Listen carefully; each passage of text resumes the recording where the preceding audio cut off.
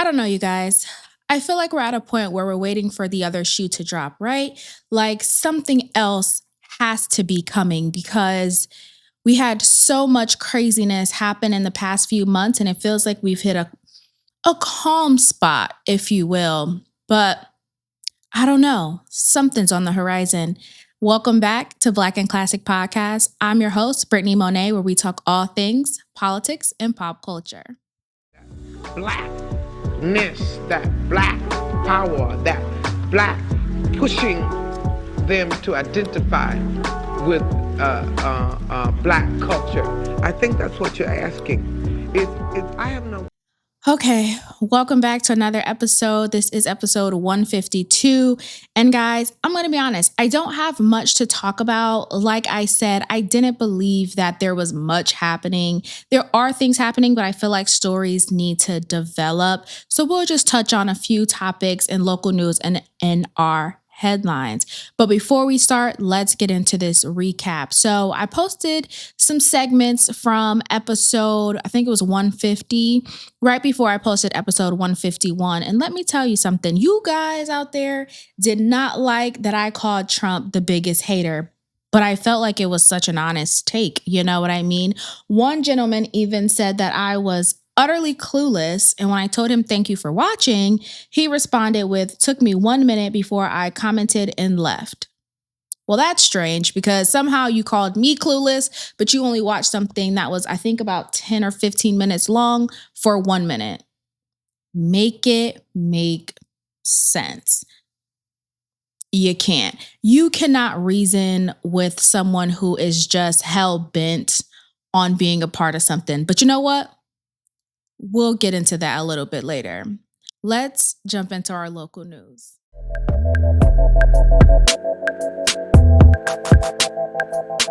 So, Mayor Mamdani of New York City has come out and said that he wants to have people be emergency snow shovelers. And I thought this was a great idea, right? When I first saw the headlines, I said, this is a great idea, especially where I live. I feel like that is something where, if you don't have a job or you're looking for some quick money, if you're, a teenager just looking to do something for the day, why not make a few extra bucks?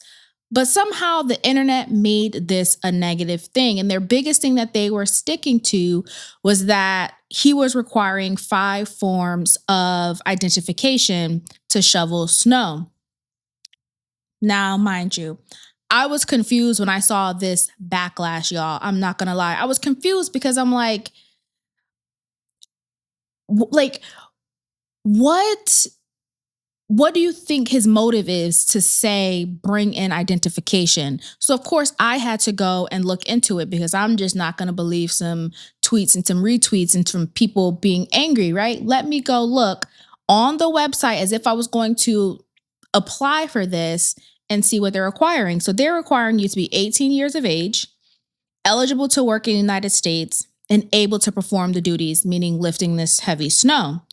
What they required you to bring would be 2 original forms of ID, including your photocopies, and a social security card. So that in total, I guess you could say is 5 things, right? 2 forms, 2 copies, and your social security card.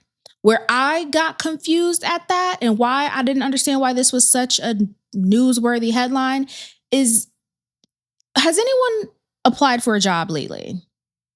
Has anyone went out and applied and got the job and been asked to bring certain things? Because when you apply for a job, there's certain implications, especially for a company, especially for a municipality where the money they're spending is taxpayer dollars. Okay, so you have these federal regulations that you have to abide by. Therefore, people who come in, whether they come into work for a day, a few hours, trust me, I know, they have to fill out something called an I-9. And on that I-9, do you know what it asks for?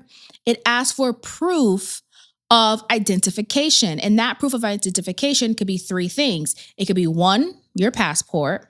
It could be like a card, identification card, whether it be a driver's license, a state issued ID. It could be a birth certificate. It has to be something that proves basically your identification, right? Who you are. And then the other can be a social security card.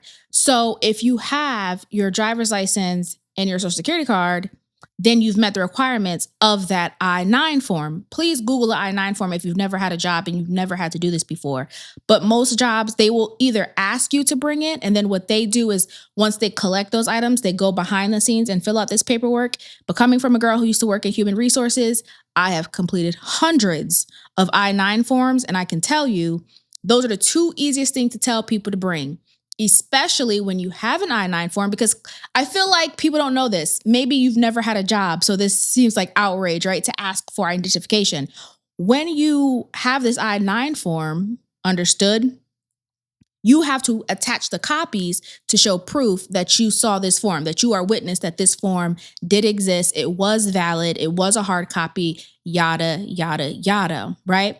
Now, the two original forms of ID, the reason why I think he's saying that is because a lot of people will bring stuff and it's like, how did you think this was an identification card?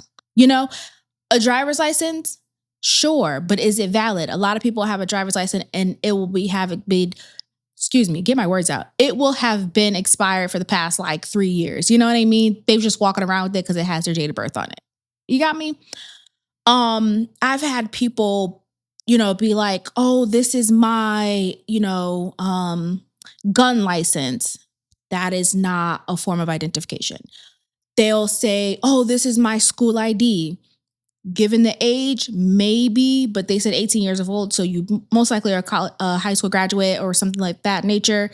That is not a form. So bringing two helps to eliminate the confusion of not being able to accept one, especially when you live in New York City where a lot of people don't drive or have their driver's license. Bring two so we can eliminate all this confusion. And if you bring your birth certificate and your social security card, boom. If you bring your identification, like an identification card from the state of New York and your social security card, boom, you can work. I don't know why this was such a big deal, but what I can assume is, remember, when Mamdani was running, there was a bunch of billionaires, there's one in particular, right, who did not want him to be mayor. They were trying to do everything they could to not have this man be mayor. So with that, I just believe anything that he does, they're going to try to get the media and to get people to twist it and make it a negative thing. But if you've worked a job, it could be, fucking Taco Bell. You need to bring these things. They ask you to bring these things on your first day. On your first day, they say, oh, do you have a driver's license, a social security card? Okay, bring that. You go, you sit with the lady who hired you, right? She makes copies. She gives you it back. They do that because they need it per certain federal regulations. So this is such a non-starter to me to make it seem like it's an issue. The issue is they didn't want Mamdani in that seat. So they're going to constantly nitpick his entire term. Everything that he does, they're going to scrutinize and they're going to try to blow it out of proportion so that, people are upset at him and people kind of disapprove of anything that he does. But at the end of the day, this isn't anything to be mad about.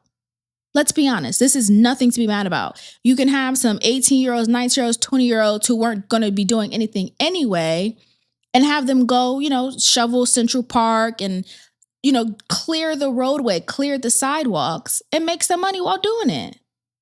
I don't see the problem. But who am I? I'm not a New York City resident, so I don't know. I just thought I'd offer a little bit of insight into why this is absolute craziness. With that being said, let's jump into our headlines.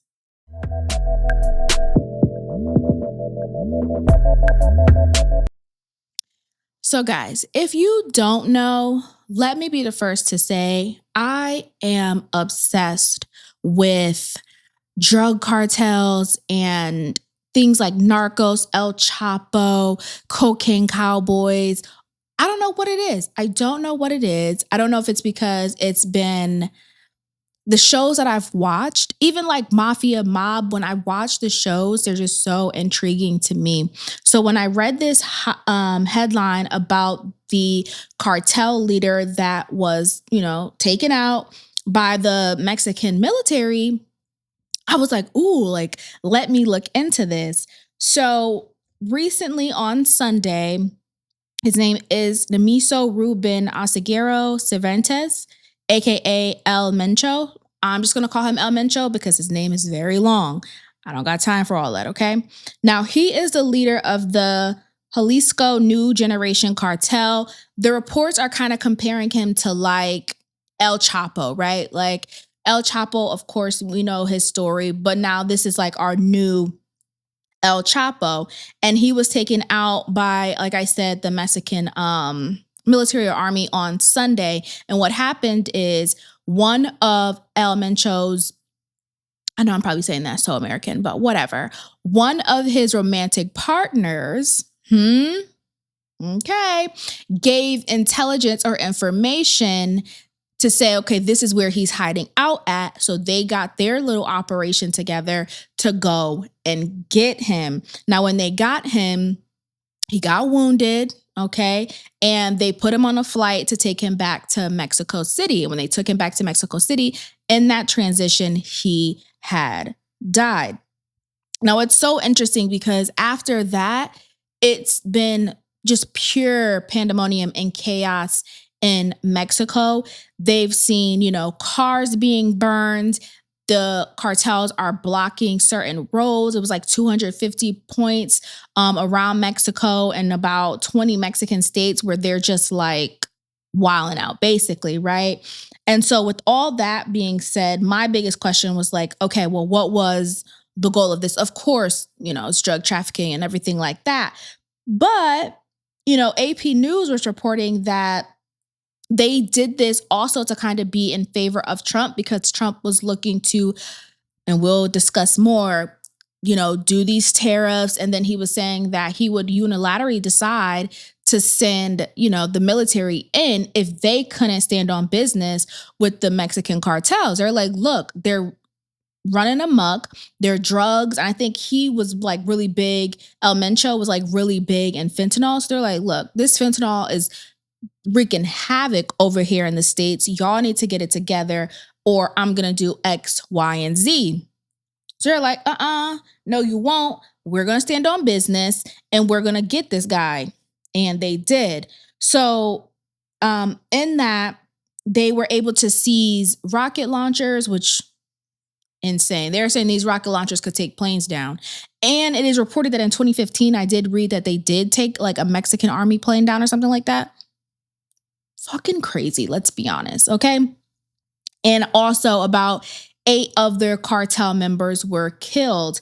So just craziness all over the board and all of the, chaos that ensued after the Mexican government did close several schools in different Mexican states, probably where they saw a high just madness. They were like, okay, like let's, have people stay home. People weren't in the streets. They were just like shutting it down. Like, we don't want to be seen. We don't want no part of this.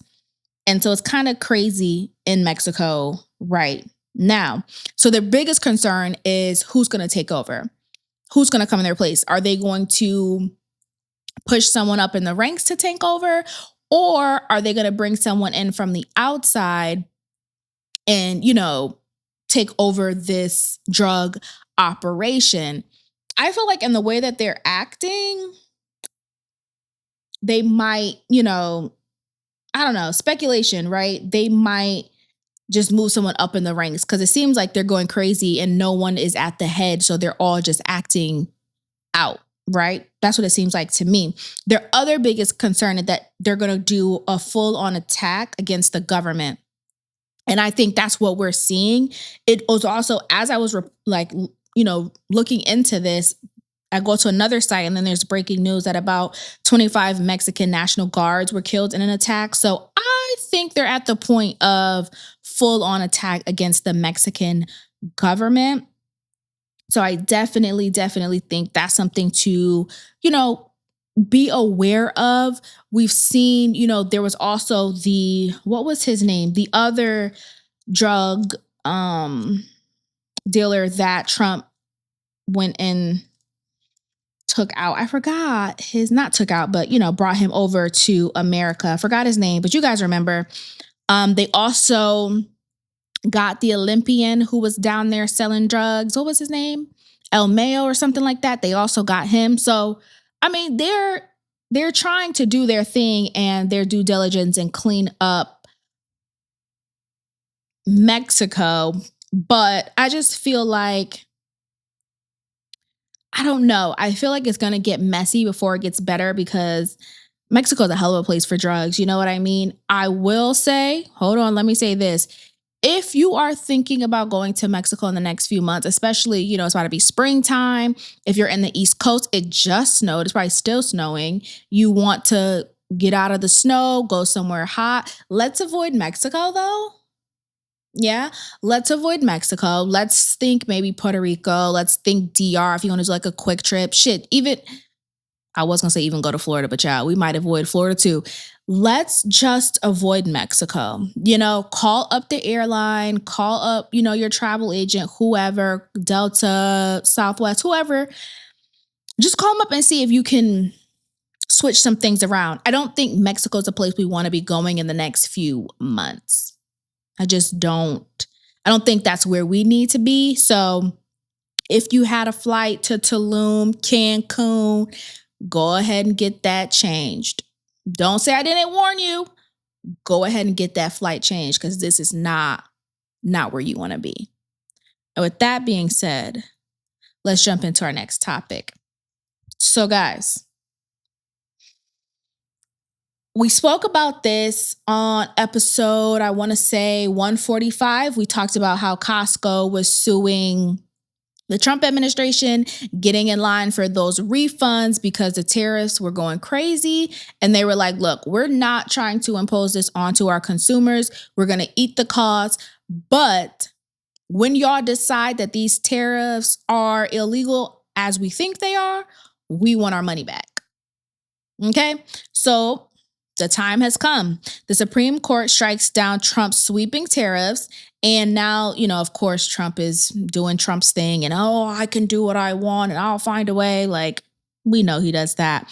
But on Friday, they voted against the tariffs. And, you know, Trump has now argued that his steep tariffs has, you know, helped the economy and it's necessary to bring money back into the United States. Now, let me tell you, I am no economist.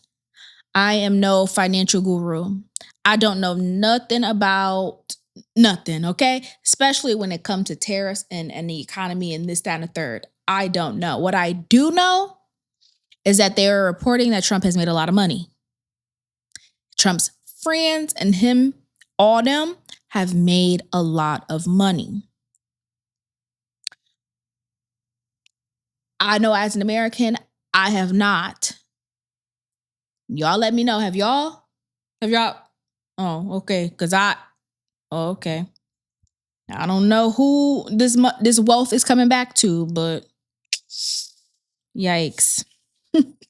So the justice ruled that the tariffs exceed the power given to the president by Congress. Now, remember, we discussed this. This was the law basically saying in emergency circumstances, then the president can come in and like kind of has the authority to regulate commerce and things like that, given it's a foreign threat.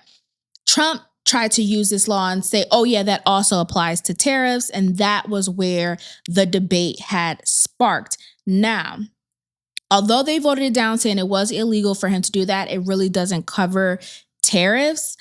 The court did not weigh in on how the federal government should proceed with the refunds to those who paid out these tariffs. So remember, that was like, I think it was Costco, Bumblebee, Revlon. It was like a few other companies who had sued the Trump administration. And remember, guys, he was saying that they had like something to 200 billion, you know, from those tariffs. And I told y'all, I said, those tariff checks is a little bit of a way for him to get rid of that money. And so when this can potentially backfire, he can say, oh, yikes, the money is gone. And that's why I'm pretty sure, right? They put a stop to that. They're like, no. We can't just go start spending this money and we don't even know if you were supposed to be able to have this money. That's not how that's going to go. So I think his thing was to get, like I said, get America wanting the money. Remember, like everyone loved Trump checks and they wanted to get people riled up to want this money. And that way, once they dish the money out, well, you can't recoup, you know what I mean, what you have given back. It's not possible. And so now they're in this tricky situation where how do we decide how to give this money back? How do you do that? To me, it's a very complicated thing, but it's going to be up to them to figure that out.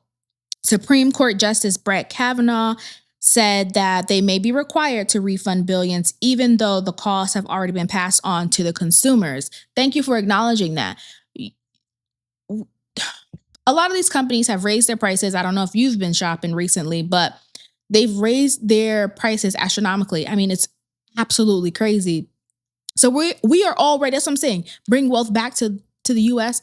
I'm not understanding, but maybe some of you economists out there can let me know how that works. But I know these tariffs have made a lot of things be more expensive because it's costing more to bring it in, and people, it didn't create jobs here to me. But again, y'all can let me know, right? So yeah, we've already consumed that cost. We've already, paid for the higher prices because we've got to live.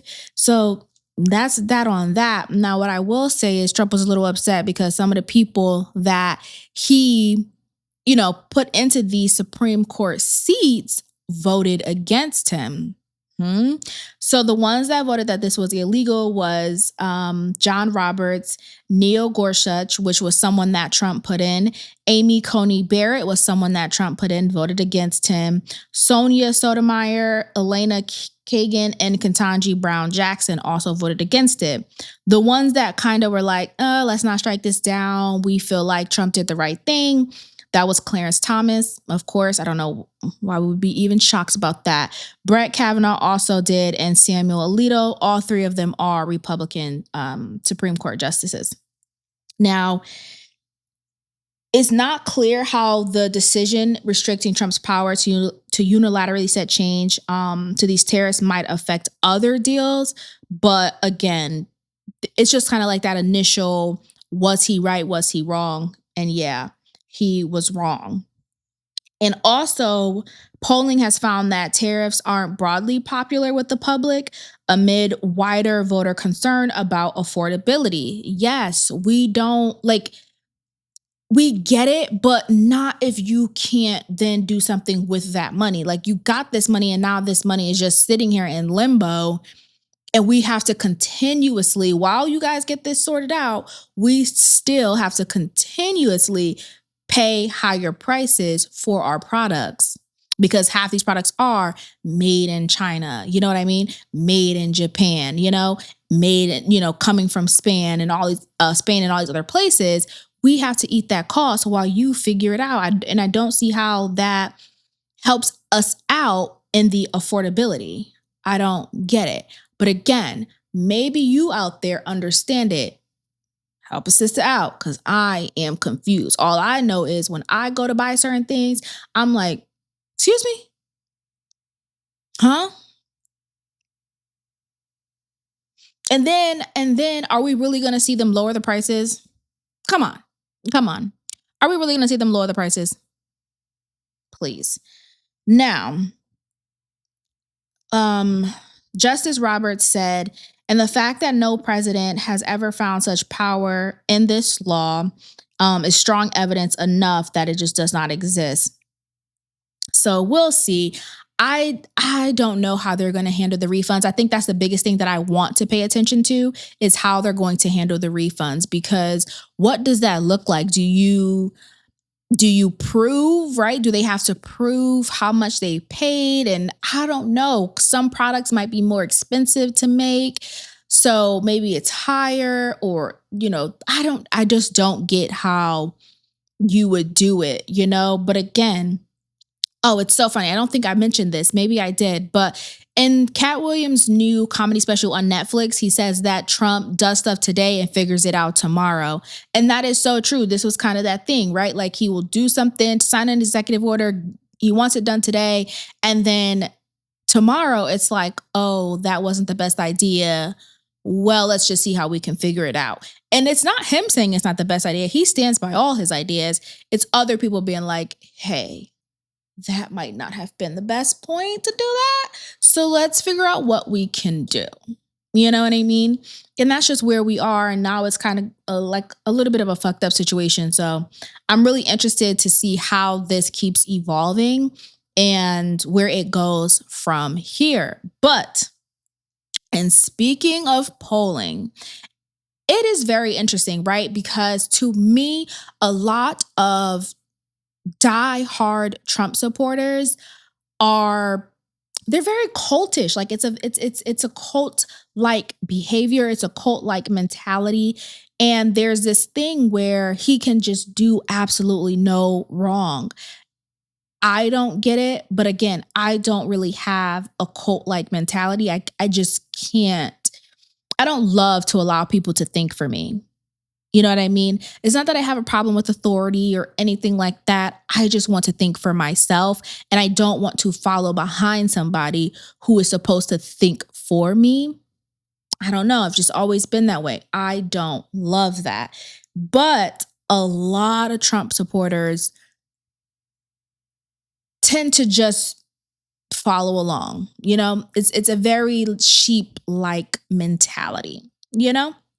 So I was on, what site was that, y'all? Let me tell y'all. Let me see if I still have it up. I might not have it up. I can't remember, but I was on, it was Politico, I believe. I was on Politico and it says Americans are sour on Trump ahead of State of the Union. I think the State of Union is Tuesday. So that's going to be interesting to watch. Now, before I get into this, I will preface this with a lot of their numbers come from like CNN, NPR, Washington Post. So I'm sure it's skewed a little bit because we know that CNN in and of itself, which I saw a lot of these polls connected to, is largely a Democratic audience. So do with that what you will. I just want to put it out there before people go running and being like, that's not true. Listen, do with the information as you wish, okay? So new polls are showing that, you know, the president's approval rating is falling among, again, Democrats and independents.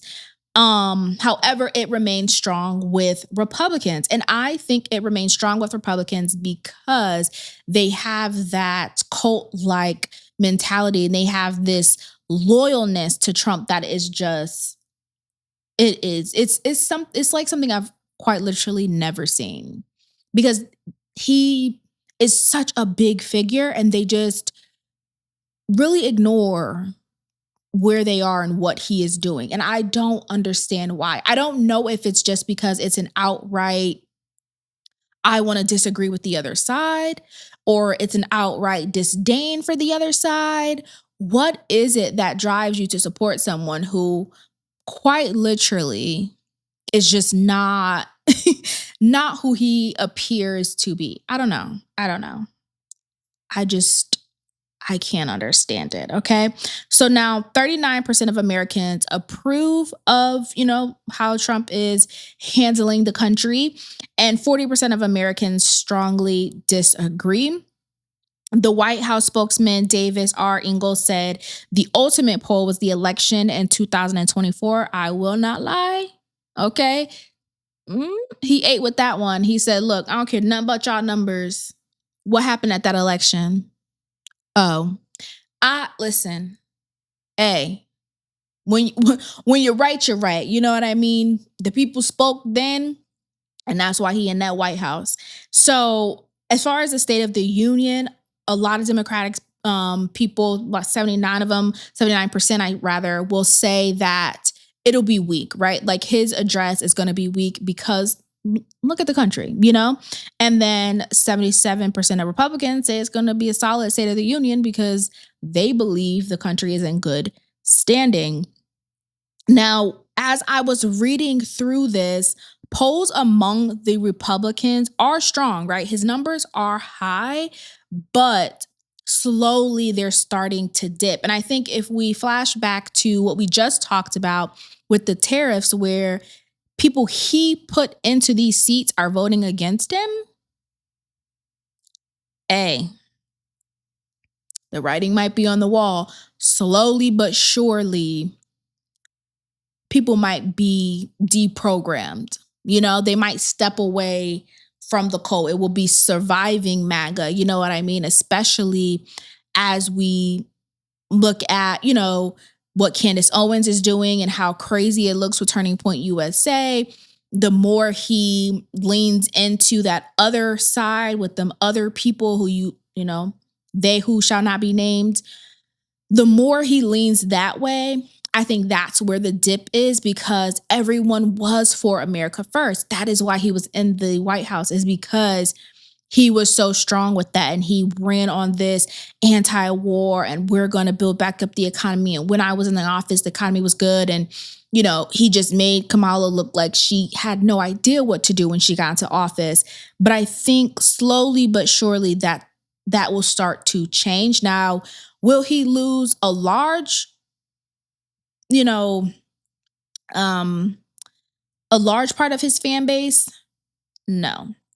But I think he will lose enough that they're going to be like a little shaken up. I do believe that, because I just don't think he can continue on this way, especially with how he's carrying it. I don't see how. Like, you had Marjorie Taylor Greene already jump ship. Slowly but surely, people are going to start to jump ship because it's just not something that they can get behind. And I also don't believe everyone wants to play the game with who they're playing the game with, right? Like with who is supposed to be on their team. I don't know. I think people are going to start to jump ship, and we're going to start to see a swing of people leaving being Trump supporters, but it's going to take a lot. Let's be honest. It is going to take a lot because they love that man, y'all. They love that man down. Love him. The next thing that I want to talk about, and keeping in, you know, in line with the Trump administration, Kash Patel, bring it forward, baby. Bring it forward. Now, understand me, Kash. I have no problems with you wanting to celebrate with the U.S. hockey team, with you wanting to go back into the locker room and congratulate them and be excited. I have no problem with that. But as the director of the FBI, I feel like we should just have some decorum, no? I feel like we should know a time and a place. No, I feel like we should know, cameras are probably going to be on me. So let me just, you know, keep it a little bit more reserved, a little bit more conservative, a little bit more buttoned up. No? Am I wrong in that? I have no problems with the celebration. So before y'all get into the comments want to beat me down about, oh, he was just celebrating and I have no problems with that. When you're a government official like this, it's just certain things. You know what I mean? It's just, you know, it's just certain things we shouldn't be doing, especially not in front of a camera. So Kash Patel, I don't understand why we had to shake up the champagne bottle, get to drinking it, throwing it everywhere.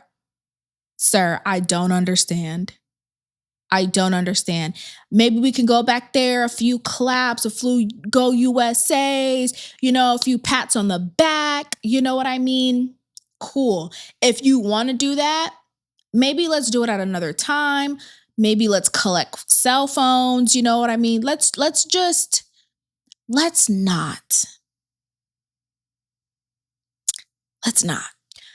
I believe there's a time and a place. If you are at home in the comfort and the privacy of your own home, do what you got to do. But to be the FBI director out there popping bottles like that is absolutely crazy. Because if that was somebody on the other side of the aisle, y'all would have lost your damn mind. You would have lost your mind. Oh my God. You would have seen to it that they were like just stripped of everything. Because how dare they? That's the display they want for an American. Hold yourself to the same standard, babe. Hold yourself to the same standard. Again, have a ball. Enjoy it. You know, clips are going around of Obama being at the All-Stars game and the way he carried himself. He was very relaxed. He had sneakers on, sitting courtside, joking with the players. But you know what he had? He had a level of professionalism that I just don't believe you can teach somebody. Because you were up there behaving like a 17-year-old frat boy. 21-year-old frat boy who never had a drink in his life. How embarrassing. That is unnecessary. Like, is you cool? Like, I'm not understanding why y'all continue to behave in this manner. Now I'm getting irritated because I don't understand. The style, the beauty, the grace, it has left the Trump administration. It has left. And y'all are up there just doing any and everything.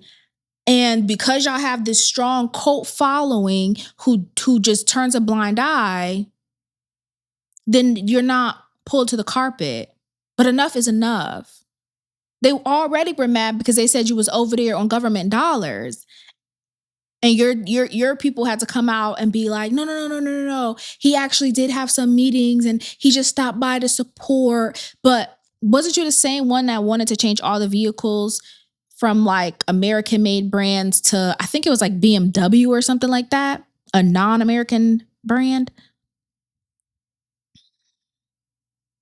Enough. We're over it. Have some decorum, get it together, and tighten up. Thanks. And the last thing that I will say is rest in peace to Jesse Jackson. He did pass away. It was very sad. I think, as we grow old, us millennials, mind you, millennials have lived through a lot, okay? Can we talk about it? Millennials have lived through a lot. But with that being said, as we age, we do lose very powerful people. And I'm not going to get into the conspiracies. I did see them. I did see him. But I'm not going to get into the conspiracies of Jesse Jackson, not during Black History Month. Now, maybe next month we might, you know what I'm saying, see what the talk is about. But during Black History Month, we just going to say rest in peace to that man. And we're going to thank him for all that he has done for us. Whatever that might look like, okay? We are going to thank him. And yeah, that's all I have for you guys today. Thank you guys so much for coming back. Please don't forget to drop a comment, share your opinion. Please understand, I will not be debating you, never. But you can share your perspective because that's what we're here for. Other than that, like, comment, subscribe, share this to your friends, your cousin, them. Let's become a family over here. And yeah, I'll talk to you guys later. Bye.